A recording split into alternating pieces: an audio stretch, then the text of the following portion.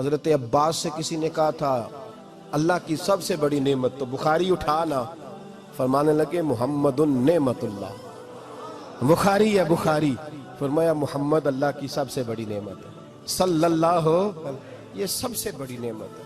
کچھ کہا تو صحیح نہ یار، ایک مجھے کہنے لگا نہیں وہ 9 ربیع الاول کو آئے تھے، تو میں نے کہا 9 کو میلاد مناؤ، کوئی مسئلہ نہیں، 9 کو میلاد مناؤ، کوئی مسئلہ ہی نہیں، ہم تو سارا سال مناتے ہیں، بس 9 کو مناؤ نا بھائی، کون کہتا ہے عید نہیں ہم کہتے؟ میں نے کہا چلو جشن میلاد کہہ لیا کرو، میلاد ہی کہہ لو، یہ کہہ لو تم نے خوشی منانی ہے تو محفل میلاد کہہ لو، نہ عید کہو، عیدیں 2 ہی ہیں۔ میں نے کہا نہیں وہ بھی تیری غلطی ہے، میرے نبی نے کہا ہر جمعہ میری امت کی عید ہے۔ اور قرآن پاک پڑھ، حضرت عیسیٰ کہتے تھے یا اللہ جب تو من و سلوہ نازل کرے گا وہ دن ہمارے لیے عید کا دن ہوگا۔ اور سیاستہ پڑھ، حضرت عمر کہا کرتے تھے جس دن دین مکمل ہوا یوم اکملت، جس دن دین مکمل ہوا یوم اکملت لکم، یہ آیتیں نازل ہوئی، تو فرمایا وہ دن ہمارے لیے عید کا دن تھا۔ یہودی ہمیں کہتے تھے یہ آیتیں ہم پہ آتی تو ہم عید مناتے، یہ بھی تیری غلطی ہے کہ عیدیں 2 ہی ہیں۔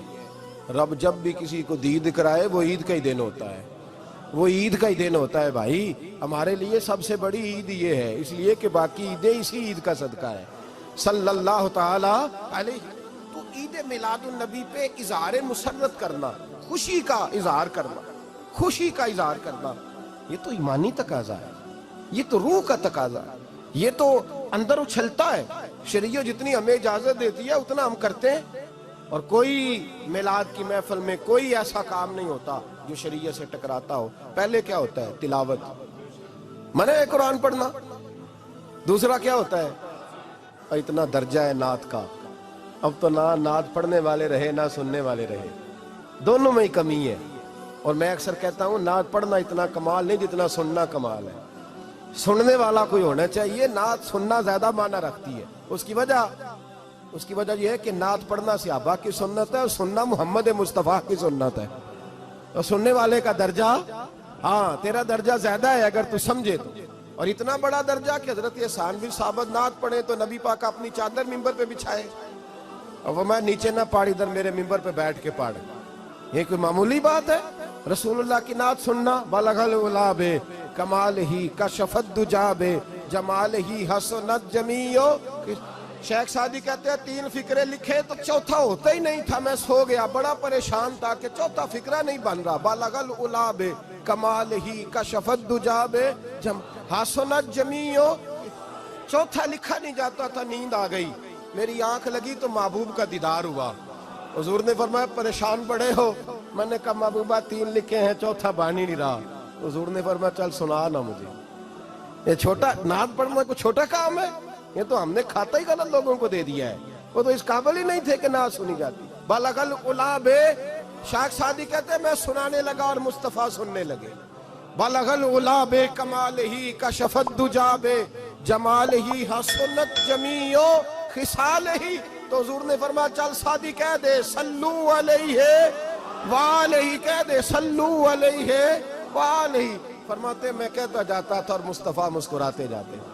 کوئی چھوٹا درجہ ہے نعت تو ایمان ہے، نعت تو طاقت ہے، نعت تو تیری روح کو بیدار کرتی ہے، پر شرط ہے نعت ہو، شرط ہے، شرط یہ تقاضا ہے میں نعت ہو، وہ نہ ہو کہ نعت پڑھے نا۔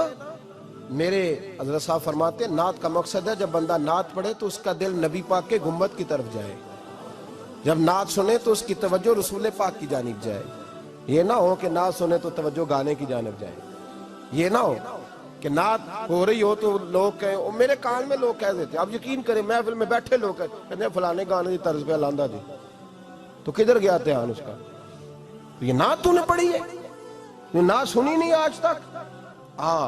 اگر نعت پڑھنی ہو تو علامہ اقبال کی لکھی ہوئی پڑھا کر، اگر نعت پڑھنی ہو تو شیخ سعدی کی لکھی پڑھا کر، اگر نعت پڑھنی ہو تو حضرت احسان بن ثابت کی لکھی پڑھا کر۔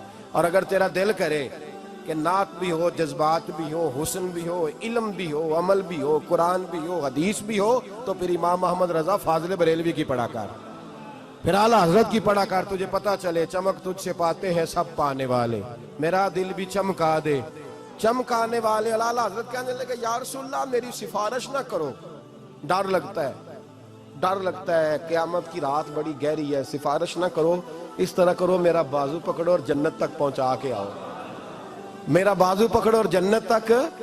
کہتے میں مجرم ہوں آقا مجھے ساتھ لے لو. سونے نہ ڈر لگتا ہے. وہ بچہ کہتا ہے میں نے نہیں باہر جانا، اندھیری رات ہے. ابا جی نال چلو. تو بلا مثال بلا تشبیہ صرف سمجھانے کے لیے، کسی کوئی بڑا ساتھ ہو تو ڈر نہیں لگتا.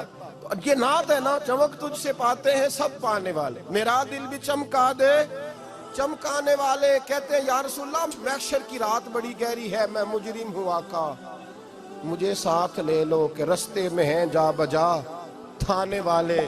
سونے جرم کر کے آیا اور پکڑا نہ جاؤں کہیں، مہربانی کر مجھے پردوں میں چھپا لے، مجھے مدثر اور مزمل کی چادر کے نیچے کر لے، میں مجرم ہوں آقا مجھے ساتھ لے لو کہ رستے میں ہیں جا بجا تھانے والے. اور پھر تڑپ اٹھے، کہنے لگے کوئی یہ نہ سمجھے وہ چلے گئے، تو زندہ ہے واللہ تو زندہ ہے واللہ، میری چشم عالم سے چھپ جانے والے، میری چشم عالم سے چھپ جانے